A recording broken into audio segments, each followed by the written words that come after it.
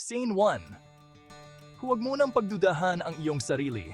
Sa halip, simulan mo nang mahalin ang sarili mo. Lahat tayo ay naghahanap ng paraan para maging mas masaya. Narito kung paano ka magsisimula. Ang pagmamahal sa sarili ay hindi pagiging makasarili. Mahalaga ito. Magsimula sa maliliit na bagay. Simulan mo sa pagsasalita ng may kabaitan sa iyong sarili.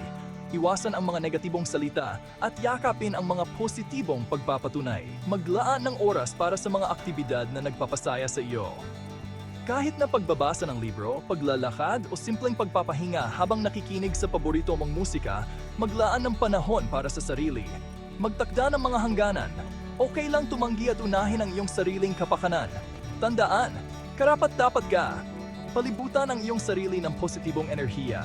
Makipag-ugnayan sa mga taong nagbibigay inspirasyon sa iyo at pakawala ng mga taong nagpapabagsak sa iyo. At ang pinakamahalaga, maging mapagpasensya sa iyong sarili. Ang pagmamahal sa sarili ay isang paglalakbay, hindi isang destinasyon. Ipagdiwang ang bawat maliit na hakbang na iyong gagawin. Karapat-dapat ka sa lahat ng ito. Kaya, sige na, mahalin mo ng kaunti pa ang iyong sarili ngayon. Kaya mo to!